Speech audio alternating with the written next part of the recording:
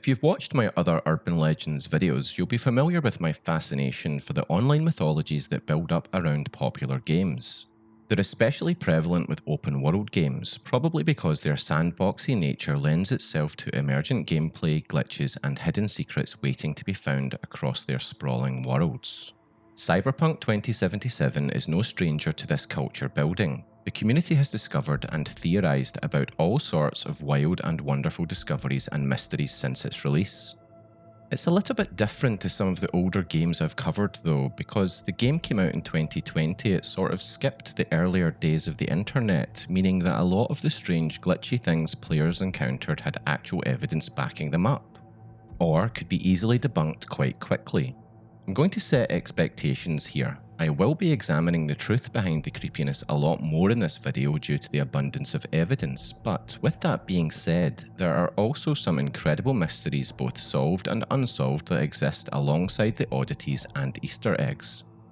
The game was famously buggy when it came out, leading to all sorts of weird and wacky tales that I'll pick and choose from throughout the video, and I'll touch upon some of the bigger, grander mysteries that hook the community too. To wrap it all up, there's a fun story that takes you through the journeys some players go on with their own personal mysteries, even if they end in the most unexpected of ways. Suffice it to say that Cyberpunk 2077 is one of my favourite games of all time. Beyond this video, I'm putting together a piece exploring the massive impact one of the endings had on me, and why. Anyway, back to this video. First of all, I'm going to cover the most famous mysteries of the game, and I'll give you pointers for where to explore them further. There are some fantastic videos and written materials out there to help you with that. So without further ado, let's get to it. So to kick things off, let's take a look at one of the most widely discussed oddities in the game, which comes from the brain dance sequences in the Hunt quest. Multiple players reported seeing what looks like a human figure or ghost lurking in the background, which reassured me because when I first saw it, it freaked me out. The first sightings, similar to my own, came when players scanned a silhouette through a plastic curtain while reliving Anthony Harris's memories. The figure didn't seem tied to the sequence in any specific way, it could be scanned but had no obvious relevance to the scene. Some players also claimed that in thermal view, a distant figure could be spotted watching from outside, unmoving, adding to the unnerving atmosphere.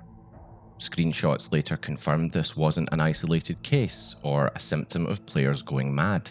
The NPC sometimes appeared with different names: Vasilisa Danilova, Georgina Chapman, even Millie Howard, which sort of suggested a bug or placeholder system, though the consistent placement made it feel intentional on the part of developers for the creep factor. Players noted that the figure, similar to the other one apparently viewable outside, occasionally carried a heat signature on thermal scans. Speculation grew online, of course. Some believed this ghostly NPC was Harris's dead mother appearing as part of his fractured subconscious. Others tied it to signs of schizophrenia already implied in the quest, like when Harris envisions his teacher as a cow. A few thought it might be a scrapped horror element or even an Easter egg deliberately left in by the developers. Later patches removed the ability to scan the figure altogether, stripping it of a name and leaving only the silent silhouette. Even then, reports continued of players glimpsing her standing by the barn or near the silos, watching before vanishing once the sequence ended. For many, it became less of a bug and more of a campfire story inspired by the environmental storytelling of the developers, a ghost embedded in the code haunting one of the game's darkest quests. For me, when I was playing for the first time, it was a perfect example of the sort of thing I love. Coming across something that scared the bejesus out of me and then finding out through the community that it was an actual thing and not just me imagining it. And while we're here looking at this particular quest, a few players reported spotting a strange access point beneath the floor of Randy's trailer during the hunt. On the minimap, the red symbol appeared clearly, but there was no way to reach or interact with it. The original post asked if anyone had managed to get there. Replies showed this wasn't an isolated case. Several players confirmed they'd spent time searching for a hidden entrance with no luck. Even returning to the trailer later in the game didn't reveal anything. Others noted similar unobtainable access points elsewhere, one under the afterlife, one beneath the dockyard where you recover the Porsche, and another near the perilized quest line where the surveillance van is chased. Some appear embedded in generators or sandwiched between floors. A theory emerged that these were development leftovers. One commenter suggested the Randy's laptop may originally have required 2 separate hacks. Instead of coding that interaction, the devs may have left the second jack-in represented by an unreachable access point. Others suspected these markers were placeholders never fully removed or simply misplaced map objects. Despite exhaustive searching, no one provided a method of accessing the point. Over time, the thread settled into the conclusion that these were orphaned, unobtainable access points, odd relics of unfinished scripting. For players chasing every net-running opportunity, it became a quiet little frustration, and for mystery hunters, another strange, quirky glitch that almost felt like a hidden mystery. Next, we're going to move on to one of the game's strangest and longest running secrets, a mystery that came to be known as FF06B5. It began when statues scattered around Night City were found to bear that same inscription. At first, many players dismissed it as a meaningless texture, but others pointed out the statues were too consistent, and not only that, often surrounded by bhikkhu monks, often facing the same direction. It all suggested something a bit more elaborate was going on. Players speculated for a few years as to what it could all mean. The r/FF06B5 subreddit is a fascinating place to explore if you want to track that journey from the game's release. The mystery only escalated with Cyberpunk's 2.0 update. Players logging in discovered a new location, a rundown church hidden in the Biotechnica protein farms. Inside was a laptop containing messages between 2 figures, Polyhistor and Tyromanta, who were themselves trying to solve FF06B5. Tyromanta claimed he had first encountered the code in a game over 60 years old and believed his safety was at risk because of it.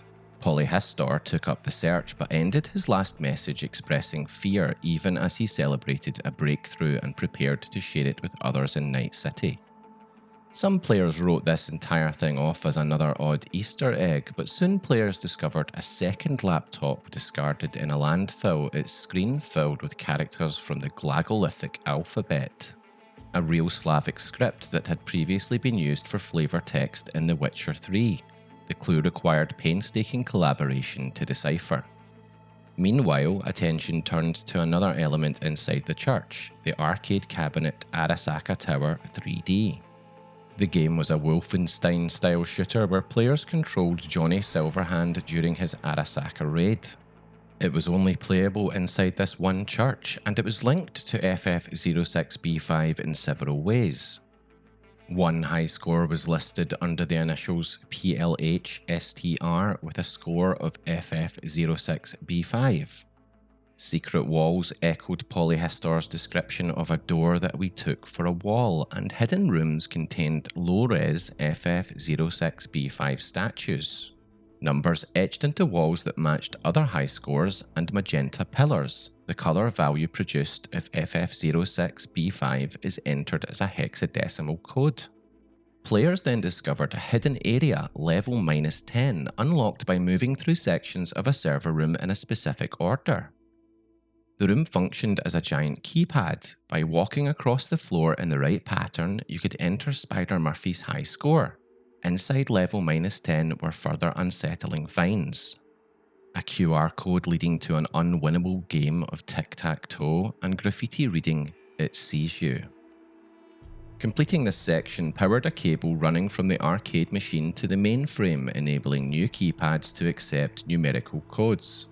For a while, players brute-forced solutions until they unlocked rewards. A unique monster truck called the Demiurge, an eerie cutscene, and more messages from Polyhistor.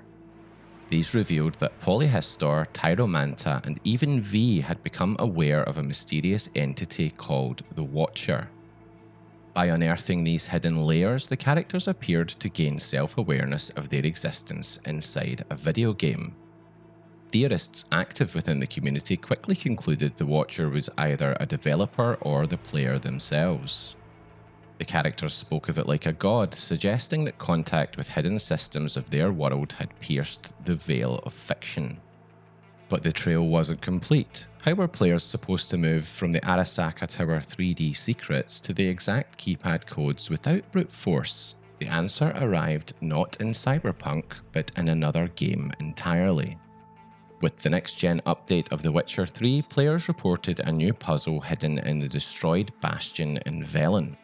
Solving it unlocked a secret room containing a mural, a glyph that, once decoded, produced the correct passwords for Cyberpunk's mainframe, leading to the final stage of the FF06B5 mystery.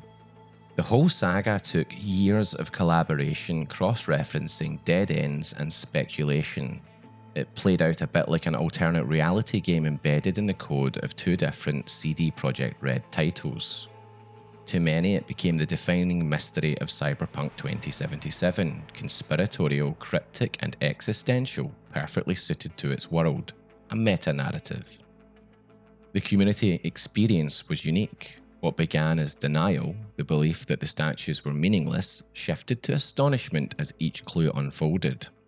Even today, parts of the FF06B5 puzzle remain unsolved, apparently. Its legacy casts a long shadow. Whatever Cyberpunk's sequel attempts, many players seem to doubt it can replicate the same impact. With players now on high alert for similar tricks, even the most elaborate mystery would be dissected instantly. Some argue the best move CDPR could make is to deliberately scatter false trails, meaningless riddles, empty puzzles, to keep fans guessing without ever reaching another FF06B5. I suppose that's a question for you. Would it be better for the devs to play it safe and avoid the risk of trying to capture the magic twice, which would be a very difficult feat, or should they try to up the ante next time? Moving on to the last of the big three urban legends surrounding the game, we're going to take a look at what's become known as the Grand Unified Mr. Blue Eyes Conspiracy. Now, before going into this, I'm going to preface by saying that this is a high-level overview. I highly recommend that you check out Sam Bram's specific deep dive into this, after watching the rest of my video, of course. Anyway, Blue Eyes is a man you see only in fleeting moments throughout the game, yet everything about him feels loaded with significance. He's tied to the Peralez storyline, where a politician and his wife's thoughts are being manipulated. And he appears again at the end of the game to hire V for a mission on the Crystal Palace. He isn't violent or threatening, instead he's calm, persuasive, even reassuring, keeping his voice on comms right up to the moment V launches into space. To some players, they describe that he feels less like a villain and more like a handler, the kind of presence you'd trust if someone was pulling strings in the background. What makes him so intriguing to me is how much is left unsaid. Victor admits he can't uncover anything about him, suggesting he's either a corporate identity so high up nobody dares mention him, or a ghost who deliberately leaves no trail. His resources and connections are undeniable, and the Crystal Palace job makes it clear that what he's after isn't money but information, client data, profiles, habits, security details, something you'd need to manipulate the world's elite, just as Jefferson Peralez was nudged into line. From there, the theory spirals outward. Some players pointed to game files labelling his hair mesh as Morgan Blackhand, fueling speculation that he could be Blackhand's body repurposed as a proxy. Others noted the matching rings worn by Blue Eyes, Peralez, Gary the Prophet, and even monks at the FF06B5 statues, treating them as a secret Cabal marker. Most likely it's just a reused fashion asset, but it hasn't stopped fans from weaving it into the conspiracy. And then there's the larger question, is he acting alone or relaying the commands of someone even higher? Night Corp, a rogue AI, or the so-called Queen Lilith? At its heart, the Grand Unified theory suggests that Mr. Blue Eyes is not the mastermind at all, but the human face of a hidden program, or AI, designed to quietly condition Night City, and perhaps the entire world. Through surveillance, data, and subtle mind editing, the people in power could be profiled and steered until free will itself becomes a controlled illusion. Whether that future would be utopia or nightmare is left unanswered by the game, but that mystery is exactly why the theory has endured. It's less about who Blue Eyes really is and more about what he represents. The possibility that every unexplained thread in Cyberpunk 2077 leads back to the same pair of glowing eyes watching from the shadows. Now, with the three big community legends out of the way, let's take a little detour through some of the smaller, one-off oddities that the community have discovered over the years. Now, once again, to set expectations, many of these have explanations that were worked out quite quickly, but they're still wild and wacky enough to be fun. There are still a couple that remain unsolved though. That being said, all of them display some sort of interplay between the game, players, and the building of a sort of online folklore around Cyberpunk 2077. On the r/FF06B5 subreddit, always a good source of the weird and wonderful, a post titled, WTF is that? After a player uploaded a short clip showing what looked like a strange distortion effect near the cemetery. In follow-up comments, the player explained what led up to the recording. They had been following breadcrumb trails posted by others on the subreddit, presumably trying to solve the FF06B5 mystery. Other players quickly jumped in with speculation. Some thought it resembled Blackwall breach effects or the camo used by Oda during his boss fight. One commenter joked it looked like someone sliding into our reality from a tomb. But doubt grew quickly. Several users suggested it was tied to the Ghosts of Night City or Columbarium Phantoms mods. Others pointed out that PC footage is unreliable for mysteries because of modifications. The player later admitted they discovered the effect was in fact caused by a mod they had installed, writing that they felt depressed to learn it wasn't a hidden in-game secret after all. Even so, the thread carried the same energy as the larger FF06B5 hunt. Some players insisted it was too elaborate to dismiss entirely, others leaned into the mod explanation, and a few clung to the idea of it being a glitch hinting at something deeper. In the end, the video sparked that sense of mystery in players and served to show that even with evidence to the contrary, some players will hold on to the belief that there's something more significant and mysterious going on than an Occam's razor explanation can clear up. Next, we're moving into classic glitch territory. Players reported a disturbing visual bug after update 2.2. Sharp black spikes jutting out from NPCs' legs, sometimes small, sometimes massive enough to cover the entire screen. According to one post on the Steam forums, the spikes weren't static, they flickered and grew chaotically, at times so aggressively that the effect, according to some, could induce motion sickness. The original poster explained that this never occurred before 2.2. They had played through Phantom Liberty without issue, only for the spikes to start after updating. Dozens of graphics tweaks, toggling frame generation, changing settings, reinstalling the game completely didn't help. They stressed that their only mods were light or cosmetic ones for V, unchanged since day one, and that the bug persisted with or without mods installed. Other players weighed in. One suggested stripping all mods anyway and admitted that they'd never seen the phenomenon. Another, running the game on maxed out settings with path tracing on a 4090, reported no issues at all, concluding it must be something unique to the OP's setup. No conclusive answer emerged, but the visuals shared showed jaggy black geometry stabbing across the scene like corrupted wireframes. What's cool in a way about glitches in a game with the thematic background of Cyberpunk is that you can allow yourself the mental latitude to think, sure, it's a glitch, but maybe it could be roleplayed into something more like an intrusion from the Black Wall itself. Early in Cyberpunk's release window, players reported a spooky, stalker-esque phenomenon, NPCs who wouldn't stop following you around Night City. Multiple accounts surfaced on Reddit and gaming outlets. One player described how an NPC named Wangbo had been shadowing them since an early side quest. Fast travel could shake him off for a few minutes, but before long, his green icon would reappear on the radar and he'd be back, quietly trailing V everywhere from random streets to story-critical missions. Screenshots showed him just standing there staring even during the main campaign. Others posted similar experiences. An NPC encountered during the pickup quest supposedly became attached, following the player across the city and even stepping in to help during combat encounters. To some, it was like having an unintended companion. To others, it was annoying and/or unnerving. The sense that someone was always watching no matter where you went. While many dismissed it as another symptom of Cyberpunk's buggy launch, threads quickly filled with players swapping screenshots and stories of their own Stalker NPCs. Did this ever happen to you? Let me know down below. Our next strange and unsettling bug reported by players took place in River Ward's questline. His nieces and nephews sometimes appear in their bedroom at dawn, all standing upright, facing the same direction, frozen in place as if asleep on their feet. One player posted a screenshot to Reddit with the caption, "Standing in the same direction, sleeping, WTF?"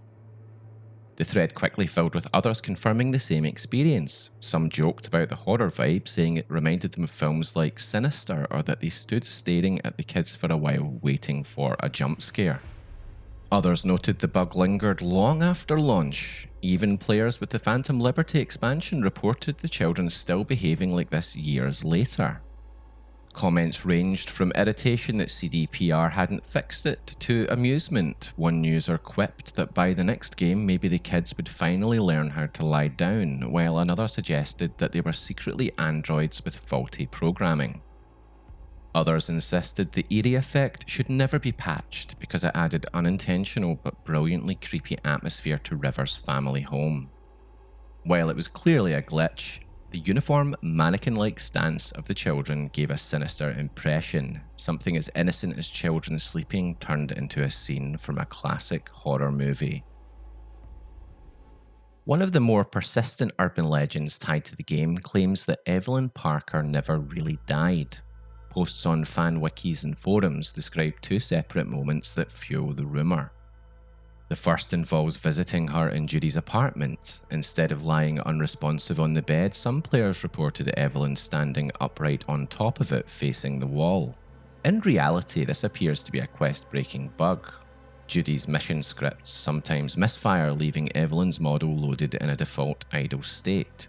Technically, she is alive in that scene anyway, albeit comatose, so the visual glitch created the illusion that she had woken up.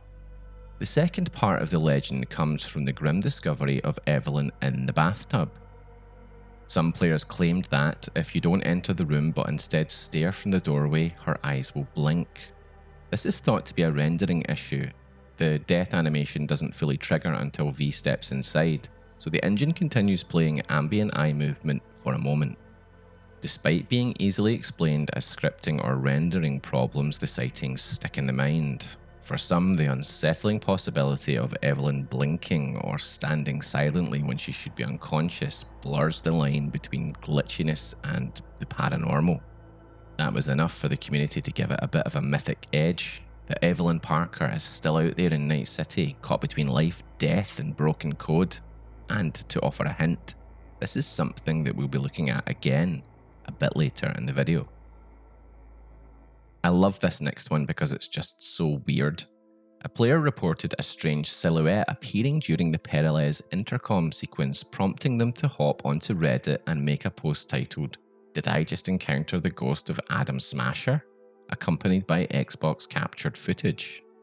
The shadow looms beside the players and then suddenly vanishes. Comments quickly offered technical explanations. Several users claimed that when characters speak via holophone or intercom, the game spawns their models off camera to deliver reactive dialogue, which can throw shadows into the scene.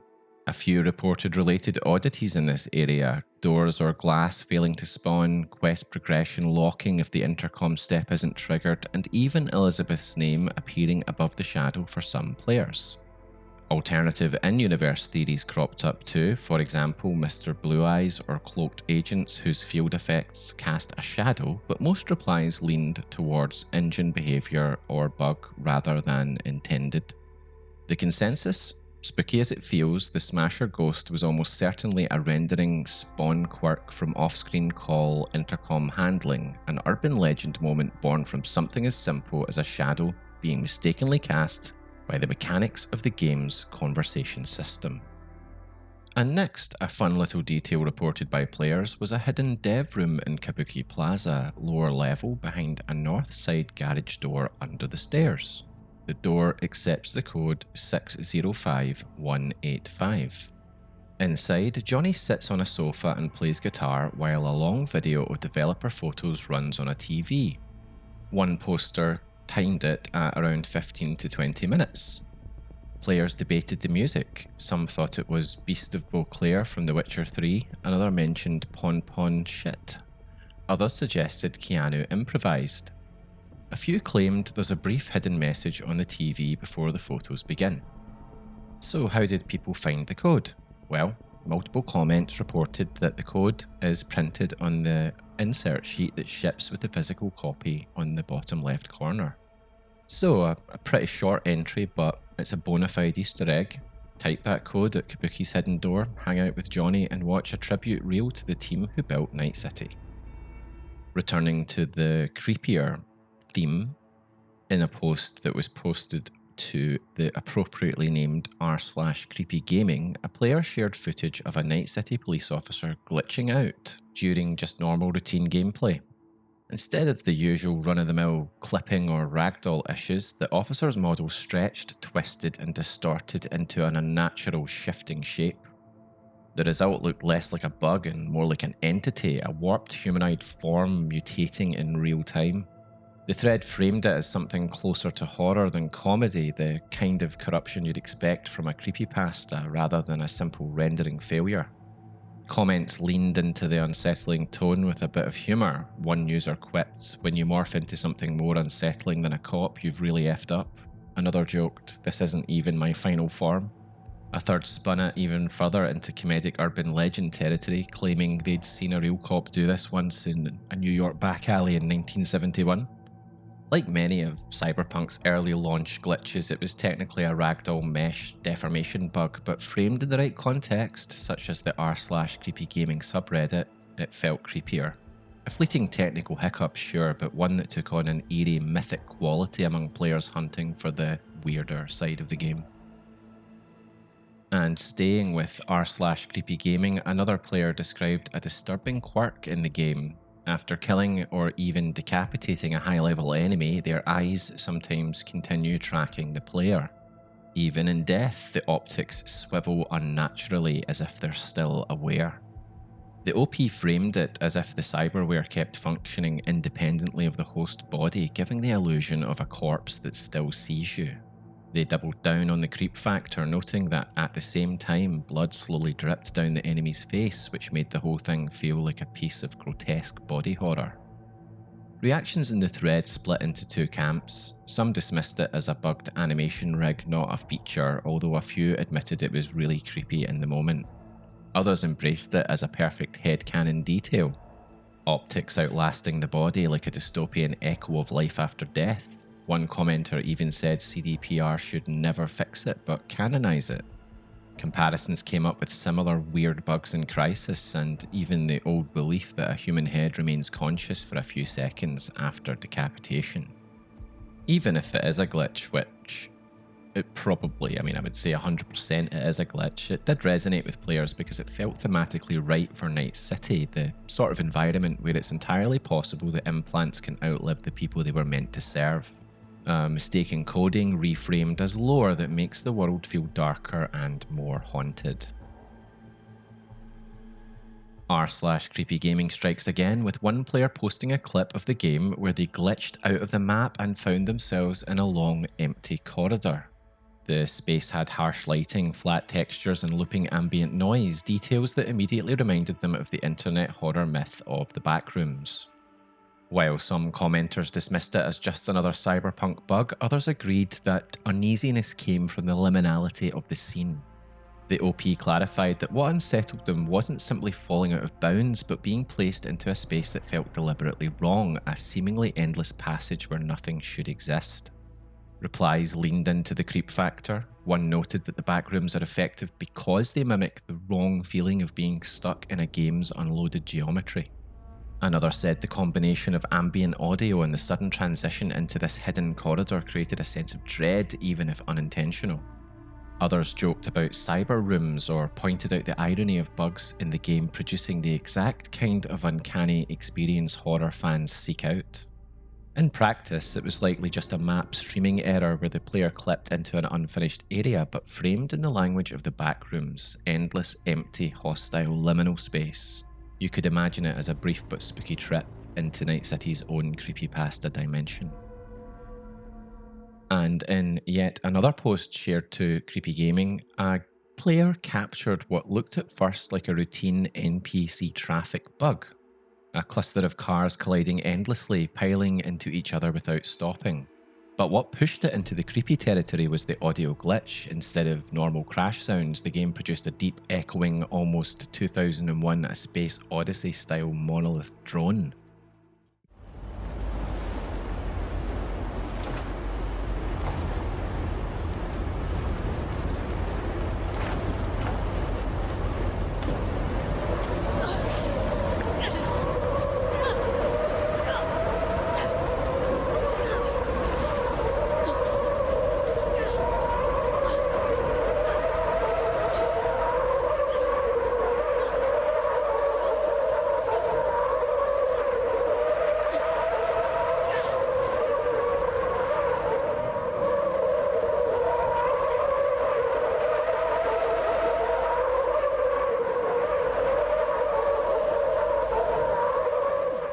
Viewers pointed out that with the sound on, the video felt far stranger than the title suggested.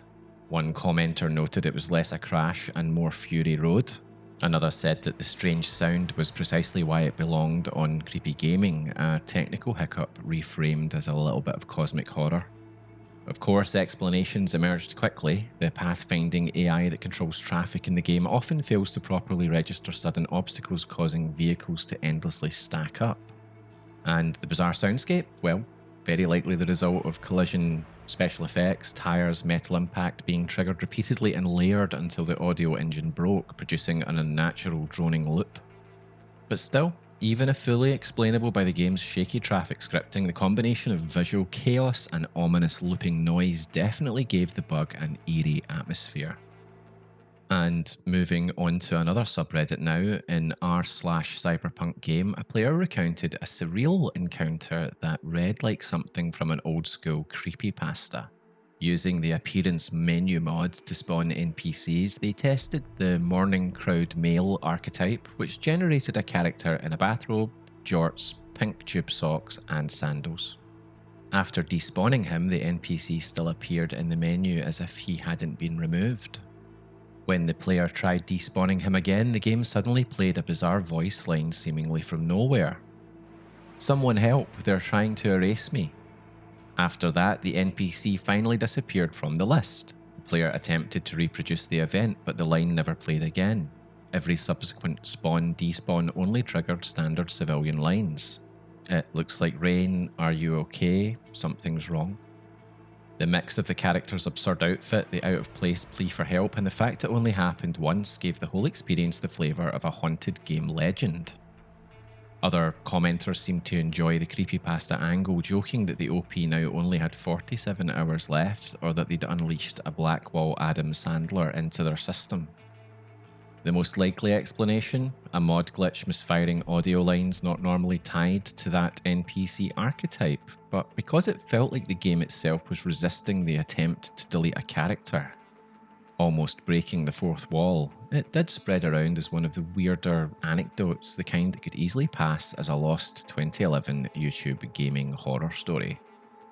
And staying with r/cyberpunk game, one of the more unsettling and yet somehow amusing glitches shows V being suddenly snapped from the street to a ladder outside Judy Alvarez's apartment, landing directly in front of her window. In the clip, Judy is framed perfectly in view, staring out. The combination of the abrupt teleport and Judy's expression turned the moment from funny to unnerving, with many calling her creepy Judy. Theories on how it happened centred on ladder warp bugs. Cyberpunk's climbing system relies on attaching or parenting V's model to the ladder coordinate space. Normally, dismounting cleanly releases you back into the world, but if the game fails to unparent properly, later actions like vaulting or entering a vehicle can snap the player back to the ladder, sometimes across large distances. Several users explained this is essentially the same state error seen in other games like GTA 5 and Dark Souls, where ladders are notorious sources of glitches.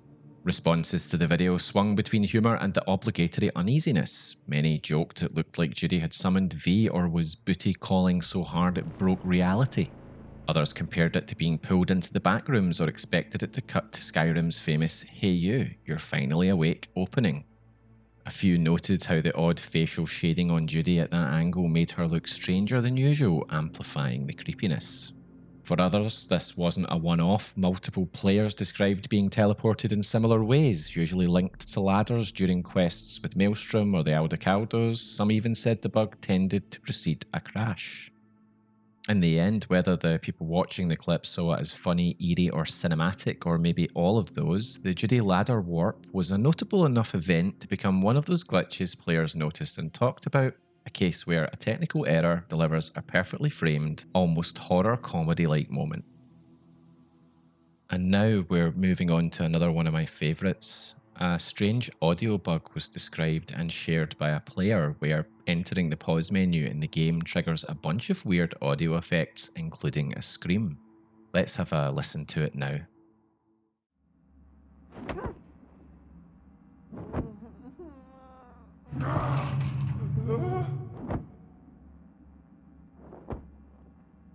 Hey.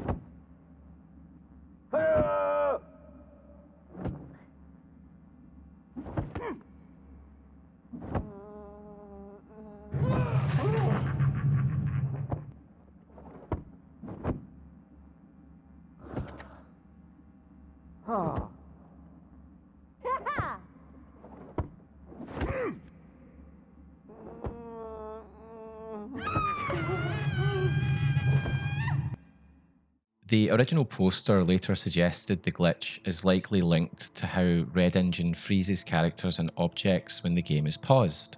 Instead of muting audio, the engine may sometimes loop or misfire character sound files from NPCs still technically active nearby. This leaves the player hearing screams, groans, or other snippets of frozen audio during what should be silence. Others chimed in, noting similar behaviour across CD Projekt Red's other titles, hinting it may be an engine-level quirk rather than something unique to Cyberpunk.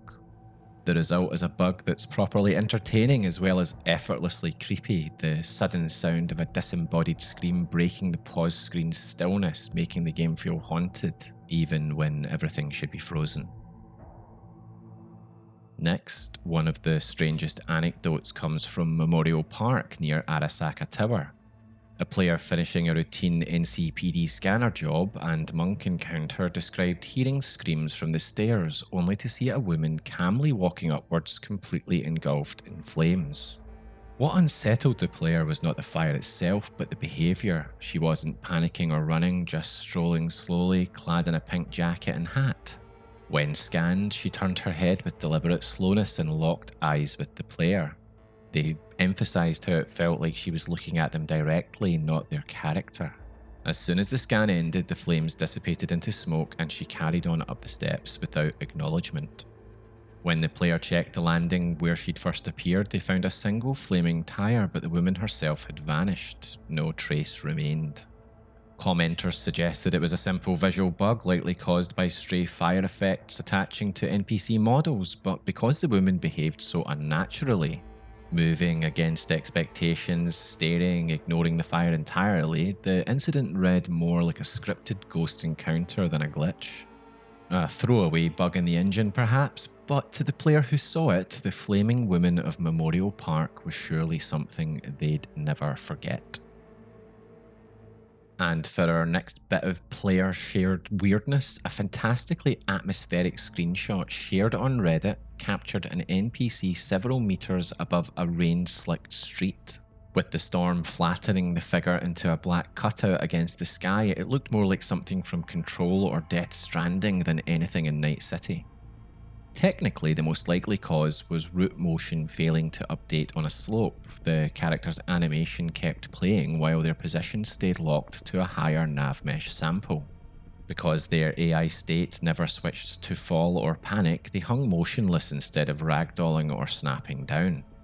The rain and fog did the rest, making the silhouette unnervingly stark. Players in the thread quickly dubbed it cyber stranding, pointing to Kojima's cameo in the game and the BB pod you can find during River's questline. What I think makes the image particularly evocative is the stillness and graininess of it. Night City is usually full of motion, noise, chaos, so when something breaks without spectacle, and especially in an artistic and ominous way, your brain fills the gap. A lone, silent figure floating in the rain feels deliberate, and that's what can turn an animation error into a scene from an urban legend. And so, as I alluded to earlier, we weren't done with Evelyn Parker. A Steam discussion from early 2021 described a strange discovery during Judy's Pyramid Song quest. The player noticed two ally markers on the minimap, one for Judy and another tagged as Evelyn Parker. Other users chimed in to say they'd seen the same thing. The most grounded explanation was that Judy's AI needed a target to orient her gaze, and Evelyn's NPC entry was reused as a convenient placeholder. There's also the fact that Evelyn's voice can be heard through Judy's memories, so the NPC could be there to trigger that too. One user noted that if you swam closer, a temporary model of Evelyn could appear for a split second before being replaced with a debug mesh labelled "Remove this appearance." Despite the technical reasoning behind it, the idea of the whole thing sticks with you because of how it feels. Evelyn, whose tragic story ends long before Pyramid Song, haunting the depths beside Judy. Some players wished that CDPR had intended it, turning it into a hidden side plot about her body being dumped in the water or a corrupted digital echo left behind. For me, the glitch carried more weight than a bug reasonably should. Seeing Evelyn's name pop up in the dark water during Judy's most intimate quest, especially given her feelings for Evelyn, blurred the line for me between technical leftover and deliberate ghost story, creating, in my opinion, one of the game's weirdest and actually most poignant accidental legends. On the complete flip side to the emotional tone of the last entry, one of the more fun and wacky bugs shared on forums showed a palm tree in Night City folding over on itself like rubber, clipping into cars and pavements before snapping back upright. There was no wind system in play, no weather to justify it, just a single tree bowing in a deserted street. On a technical level, the effect almost certainly came from the way Red Engine handles vegetation sway. Trees don't simulate physics, their vertices are offset in the shader using noise and scaling values. If the wrong values get applied, for example a grass profile instead of a palm tree or a misplaced pivot point in the trunk, the movement is magnified into meters rather than centimeters. The result is less ambient breeze and more catapult. Whatever the case, it definitely stands out as one of the more light-hearted oddities players have encountered in the game. Next up, a fun and, frankly, completely bizarre clip shared on Reddit shows a player clearing an assault in progress, driving off, then hearing cackling, whoops, and a sharp rip of duct tape somewhere in the empty desert. Following the audio leads to a lone boulder standing beside it, and the player heard the laughter keep looping as if there's a party sealed inside the rock.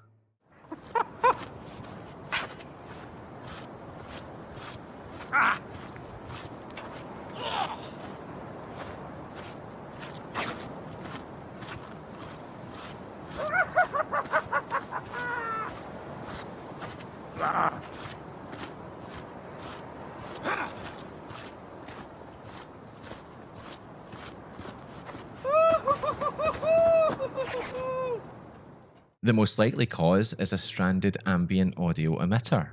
Cyberpunk spawns localized sound sources for small scenes, gang taunts, victims screaming.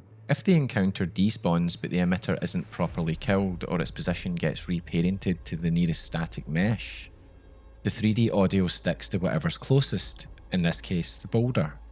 Because the emitter's state never flips to resolved, the voiceover bank keeps firing lines and spatialization tricks your ears into pinning the sound on the rock's surface.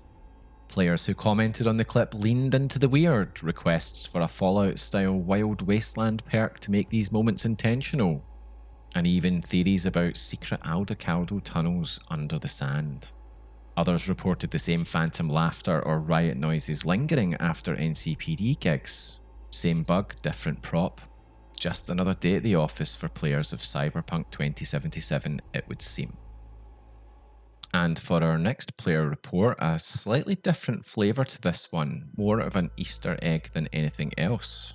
A player exploring Dogtown posted screenshots of a small, bare room with a table that had 2 pills on it and 2 chairs next to each other facing a TV.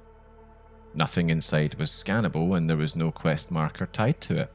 The consensus was that it's an intentional Matrix reference. Keanu Reeves' presence in both Cyberpunk 2077 and The Matrix makes it an obvious nod.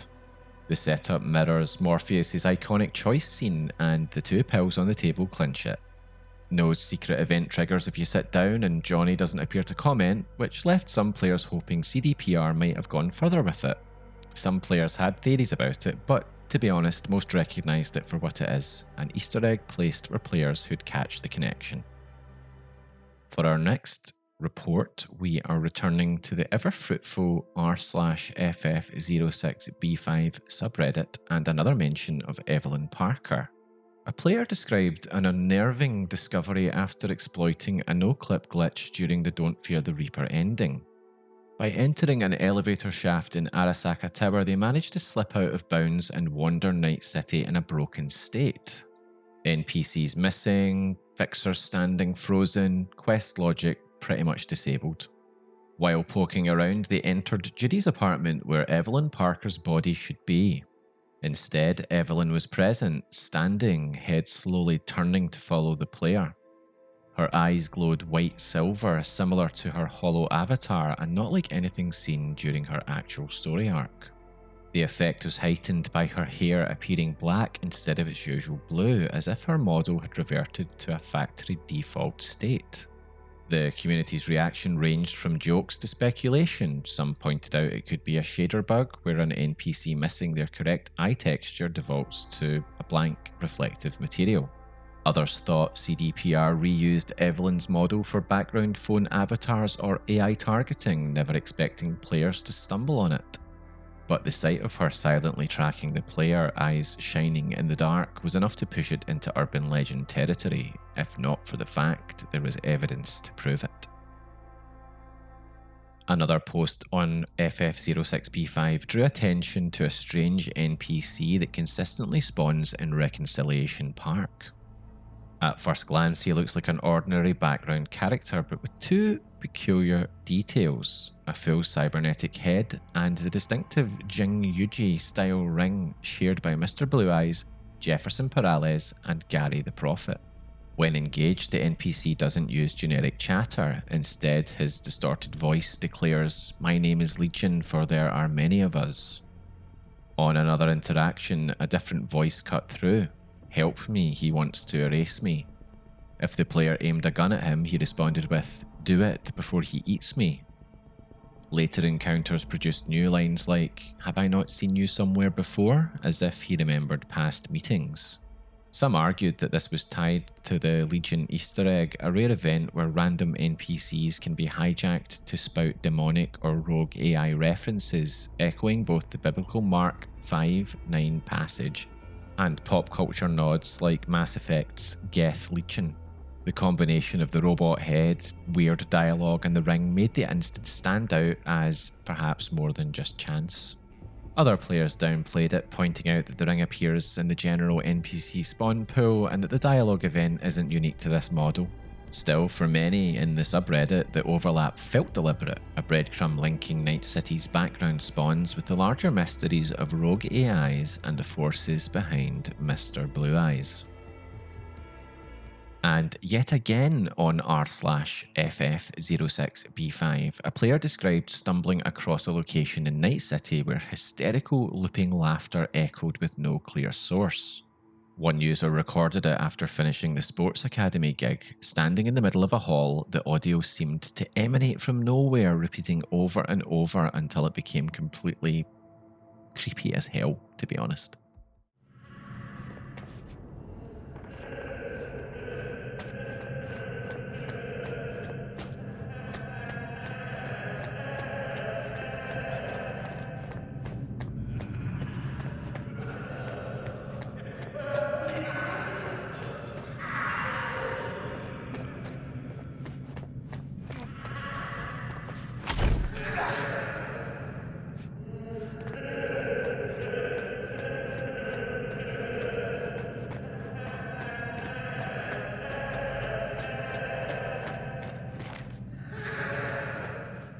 Attempts to track it down with surround sound or no clip showed the sound was centered on a single NPC body or nearby vagrant.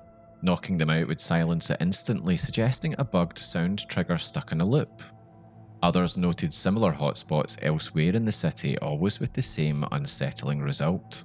Because the laughter is distorted and manic, some compared it to the witch from Left 4 Dead, or even a Joker reference, given that Cyberpunk 2077 already hides nods to Batman. But for most, the experience was less comic book and more horror, a glitch that turned a throwaway NPC into an invisible presence haunting the area. For our next entry, a clip posted to r/cyberpunk game showed a player exploring the unused N-cart rail lines. They spotted a lone figure walking directly towards them. The unsettling part wasn't the model itself, but the context. NPCs are not supposed to path at that elevation, let alone stroll along the sealed-off train tracks. The figure's slow and distant movement, combined with the desolate soundscape of the rails, gave it the feel of a survival horror game rather than an RPG. Reactions in the thread compared it to Herobrine from Minecraft, Mount Gordo's Ghost in GTA 5, or Silent Hill-style intrusions. Others focused on the mood and the vibe of it, quoting Blade Runner and noting how the game often veers into slasher, ghost, or existential horror without meaning to. More than likely, the encounter was the product of broken pathing. An NPC spawned above ground with no valid navigation data and defaulted to a slow walk cycle. But stripped of crowds and traffic, that tiny mistake created something a lot more disturbing: a solitary ghost haunting the city's unfinished infrastructure. Moving on to a fan theory rather than a glitch or an ARG, one of the most ambitious of these fan theories to come out of RFF06B5 was posted by a user called Strandlike, who tried to map Night City and the net onto a kind of modern Dante's Inferno. Their three-part series argues that Cyberpunk 2077 is about far more than Chrome and Corpos, it's about hell itself. In part 1, they point to Mike Pondsmith's own words about the net being literal hell, full of howling demons and rogue AIs beyond the black wall. Strandlake ties this to Lilith, the queen of demons in mythology, and suggests that Alt Cunningham's cold, inhuman AI is Cyberpunk's version of her. The 10th circle of hell, they argue, is Night City itself, with its corrupted monks, ghostly AIs, and rituals like the bloody ritual quest hinting at occult underpinnings. Part 2 shifts focus to Saburo Arasaka. Here the theory leans on gothic imagery. Arasaka as Dracula feeding on others through Soulkiller and the Relic. The devil ending reinforces the idea of him as satanic, with the Arasaka dynasty cast as vampire aristocrats draining life to preserve their power. Biotechnica, meanwhile, becomes the source of werewolves, twisted clones, and experiments in the Badlands, a modern form of monstrous creations tied to mind control and AI corruption. In Part 3, attention turns to Mr. Blue Eyes, the most mysterious figure in the game. Strandlike reads him as Lucifer, the morning star, beautiful and terrifying, tied to dreams, manipulation, and the Crystal Palace. His blue eyes connect to ancient myths about the Eye of Horus and the Evil Eye, casting a curse over Jefferson Peralez in Dream On. Gary the Prophet's ramblings about reptilians are folded in here too, not as literal lizard people but as metaphors for these blue-eyed controllers, AIs hiding behind human masks. Taken together, the trilogy paints a picture where Night City is hell, Alt is Lilith, Saburo is Dracula, and Mr. Blue Eyes is Lucifer. Vampires, werewolves, and demons are more than simply monsters. They're allegories for corporations, rogue AIs, and corrupted technology. It's a sprawling theory, but it shows how Cyberpunk's fragments of lore, religious references, and creepy glitches can be read as something far darker. A story where the line between high-tech dystopia and eternal damnation is razor thin. Moving on to another subreddit, a post on r/low-sodium cyberpunk showed Judy Alvarez caught in a terrifying visual glitch during a date sequence. Instead of her usual appearance, her face stretched and warped into a hollow-eyed nightmare image frozen in a way that looked more like a jump scare than a bug. The thread immediately filled with comments calling it nightmare fuel, comparing it to a creepypasta screenshot or a sleep paralysis demon. Some joked that it looked like Judy had gone cyber psycho, while others tied it to the "I really want to stay at your house" meme, twisting the tenderness of her story into something weird. The technical cause was likely a clipping or motion blur error where the game failed to correctly render Judy's model during an animation, but because it happened in such an intimate moment, hanging out with her meant to feel safe. The effect was especially uncanny. What should have been a comforting scene suddenly carried the vibe of a horror game. Sticking with r/cyberpunk game, another player shared a strange encounter after booting up their save. Judy Alvarez had spawned uninvited in V's Glen apartment despite her story arc having already concluded with her departure from Night City. The player explained that they'd logged out midway through a date with Kerry, only to reload into their apartment and find Judy sitting there as if it were another romance event. Dialogue prompts appeared as if it were a date scene, creating the bizarre impression that Judy had returned to cockblock Kerry. At least that's how some of the posters described it. Other users quickly confirmed the glitch, saying the Glen apartment has a bug where multiple romance partners can appear at once, sometimes even fusing together into distorted amalgamations.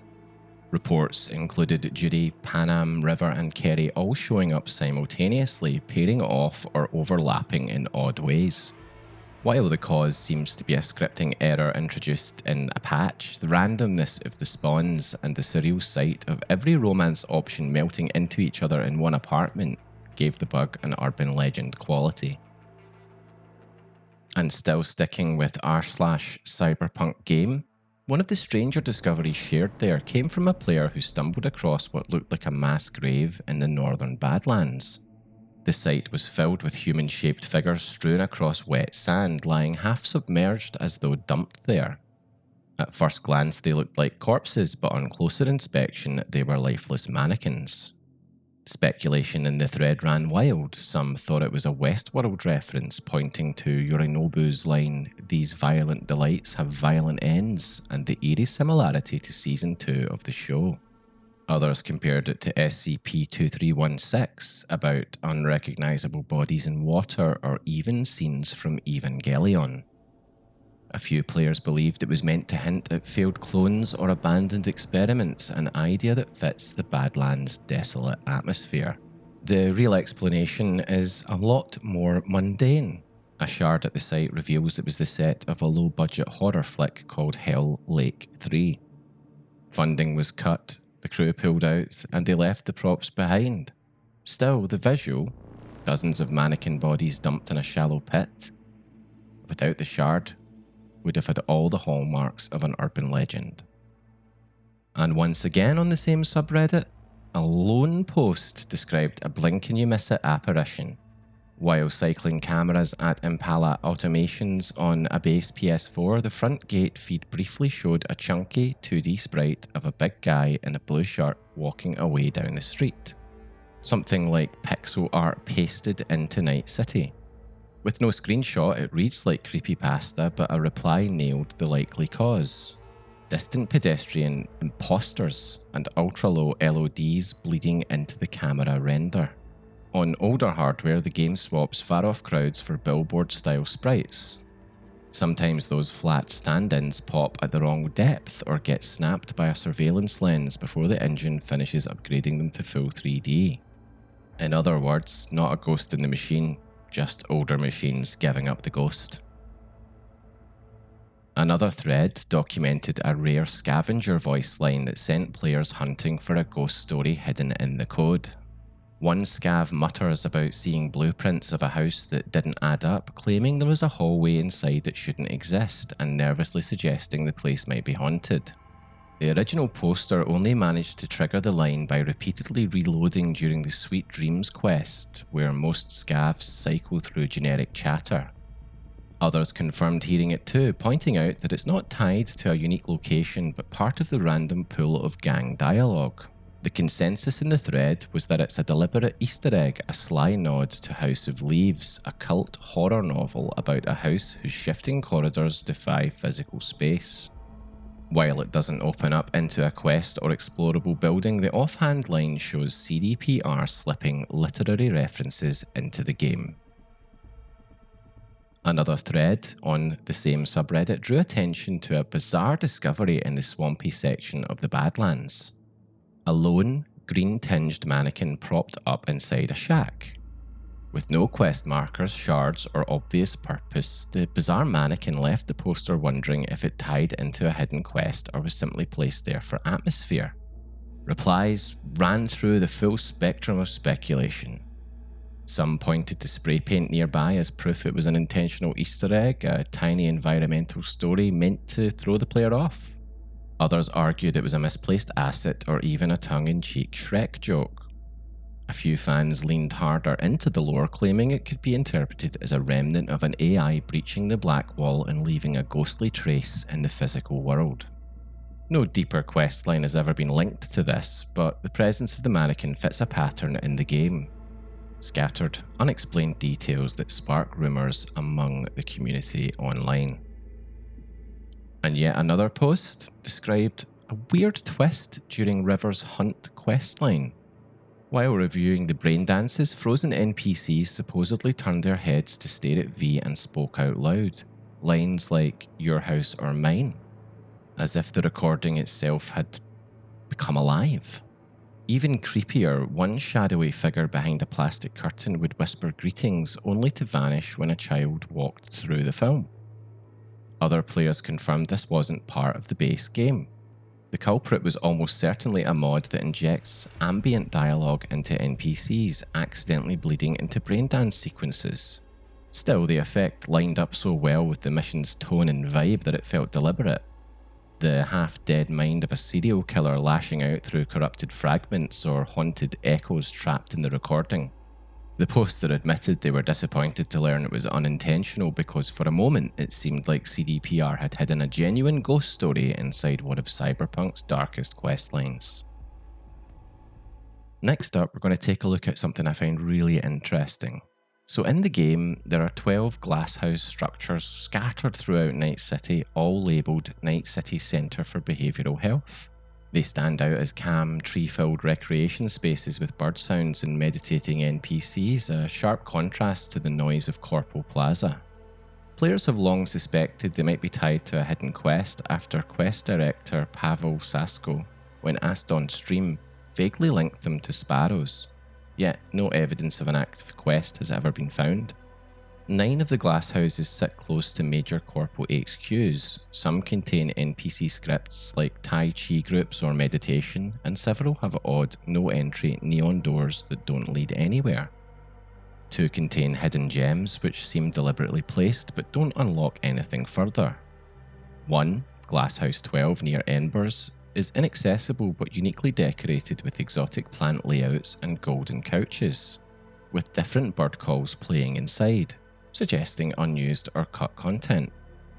Over time, the community has catalogued their quirks, backdoors that can be forced open under specific NPC conditions, time skip being disabled inside some, and visual effects like light beams and reflections behaving strangely. None of these lead to progression, but their design feels too intentional to be meaningless. Whether they were once meant for some kind of quest or are simply elaborate environmental storytelling, the glasshouses remain one of the game's most enduring unsolved oddities. And continuing the mysterious vibes, on the far side of North Oak, overlooking the city, stands a vast walled complex that players can see but never enter. The structure resembles a luxury resort or casino, its layout suggesting a self-contained district for the wealthy. Yet every road leading toward it ends in an invisible barrier, and no official content ever takes V inside. Attempts to glitch or mod past the walls reveal the truth. The building is only a hollow shell with no interior and unfinished geometry. That hasn't stopped players from speculating. Many believe it was intended as a major hub for cut DLC, with rumours pointing to a casino storyline that would have tied into Night City's high roller elite. Others think it may have been part of the abandoned multiplayer project left in the map as an untextured placeholder. What makes it particularly striking is its placement. Unlike unused assets buried in the files, this complex is fully modelled and sits in plain view, looming over the most exclusive district in the game. To stand on North Oak's hills and look across at a sealed-off, lifeless fortress feels really weird, as if the city itself is holding something back.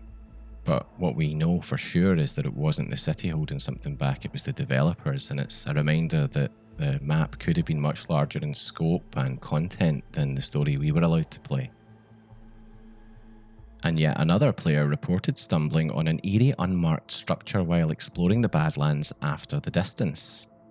The building resembled an abandoned asylum, according to the player, complete with flickering lights, strange shadows in its windows, and even unsettling ambient music that kicked in when they got close. Attempts to approach were blocked by the invisible turn-back barrier, making it impossible to reach legitimately. No one has uncovered solid evidence of the location being used in quests or DLC, but its level of detail, lighting, sound design, and the fact that it draws attention despite being out of bounds makes it feel intentional. Some players commenting believed it was a piece of cut content or a scrapped side quest hub, while others think it's just an Easter egg designed to weird out anyone who ventures too far.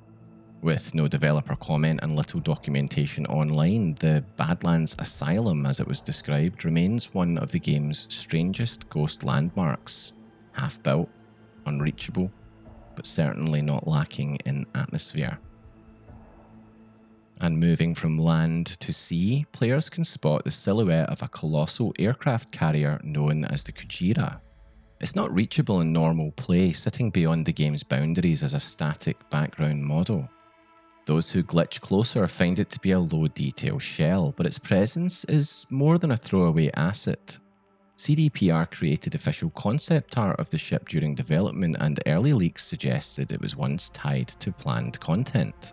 Community theories have ranged from the Kujira being a scrapped DLC to a location tied to the wider Corporal Wars lore, or even an intended mission space cut late in production.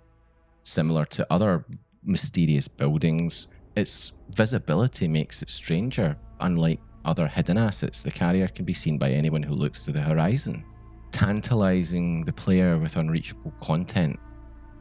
With CDPR now developing Project Orion, fans have speculated that the Kujira could finally be explored in the sequel. And moving away from the creepy to the amusing, one of the more bizarre finds in Night City comes from a wall in Wellsprings. The discovery was shared by a Reddit user when they noticed a group of NPCs behaving oddly, sprinting at the same wall, stopping, then casually walking away as if some invisible barrier was pulling them in.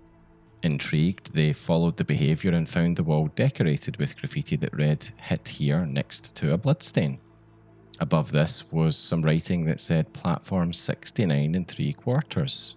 Now this reference is obvious, a parody of Harry Potter's platform 9 3/4, where students run through a wall to reach the hidden train to Hogwarts. Only here it's been given a bit of a juvenile twist. As mentioned, it's 69 3/4 instead of just 9 3/4.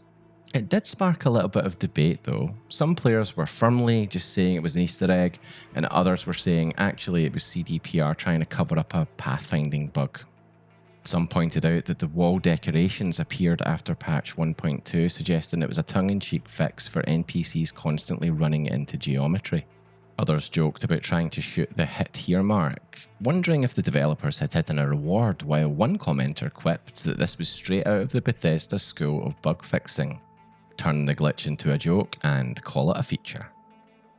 And now we're going to take a look at a story verbatim from Reddit, where a user, LiquidDeath13, shared a journey that I think captures how a game can excite the imagination and is a great example of where gaming urban legends actually come from. Let's take a look at the post now. You know what can truly drive someone mad in a video game? No, it's not bugs or sudden deaths, it's the mysterious, unexplained objects that spark an unyielding urge in us. I have to figure this out. For me, that obsession was a garage on Woodhaven Street. Over the past 2 years, I've replayed the game multiple times, exploring every corner of Night City. But this garage, it haunted me. There was always loot marked near it on the map, and naturally, as a dedicated explorer, I'd run into it every single time. But the gate was locked. It needed electricity to open, and that was when my mission to break into this garage truly began. My first attempts were simple. I ran around the garage searching for cables, power boxes, anything that might lead to a source of electricity. But nothing worked. I decided to try more radical methods, climbing onto the roof, jumping between the 3 nearby cars, peeking through the windows. And what did I see? With my scanner mode, I could make out chests inside that I could potentially open. But the gate, still firmly shut. So I brought out the heavy artillery. I decided to shoot one of the boxes with my Resetsu. If you're gonna break in, you might as well do it in style, right? That's when I felt something strange, like I had somehow killed someone inside that building. The police showed up almost immediately, as if confirming my eerie feeling. I hoped they might interact with the garage and reveal its secrets, but no. Even they couldn't solve the mystery. Like a true Night City lunatic, I kept circling the garage, shooting at random objects in hopes of triggering something.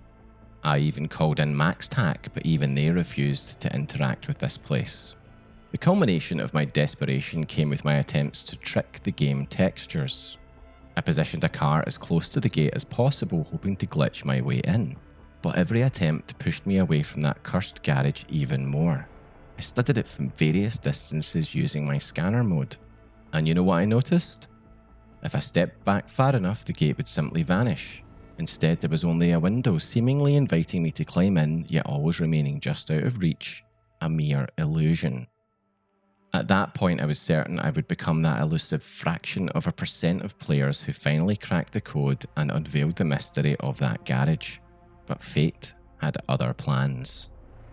One day, while running toward yet another mission tied to a dead body, the road led me directly back to that garage, and miracle of miracles, the gate was open.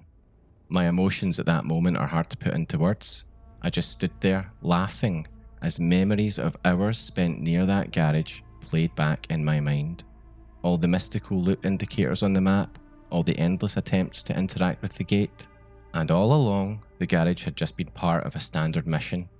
I simply needed to be there at the right time in the storyline. The moral? Sometimes the answer to a mystery is simpler than it seems. But nothing beats the thrill of diving headfirst into the unknown, especially when you're exploring worlds as complex as Cyberpunk 2077. And that's where the story ends. Now, I really enjoy that story, more for the yearning to crack a mystery than the twist at the end, but I was really glad the players shared it with the community. I think it really vibes with the kinds of players who want to imagine more in the games they play. And so we come to the end of our exploration of Cyberpunk 2077's urban legends. Now, sure, many of them are glitches, but mixed in among those are the truly unexplainable. As ever, what I'm trying to do is to document the wonder and imagination of the community that builds around games. The mystery, the intrigue, the feeling of what's over that hill, or what does that mean, or is that intended? All of that and more is what really gets me going when it comes to gaming communities. It remains for me to ask, do you have any strange experiences from the game? Anything weird that you'd like to share? If so, make sure and pop your stories into the comment section below. Oh, and before I go, I just wanted to thank and give a shout out to the very first channel member, the Talent on X. I really appreciate you signing up to be a member. Every contribution makes it easier for me to focus more of my time on this channel, which, to be honest, is my dream. I'm balancing working on videos with full-time work at the moment, but the more financially viable YouTube becomes, the more likely it is I can focus my time here and produce more content more often.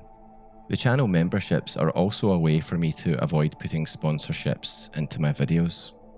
Anyway, the membership offering isn't very elaborate yet, but I can assure you all, over time, more perks will be added to the existing levels. And of course, anyone signing up will get their shout out at the end of my videos going forward. So thanks once again, the Talent on X, leading the charge. You were the first, and that's now enshrined for all time in this video.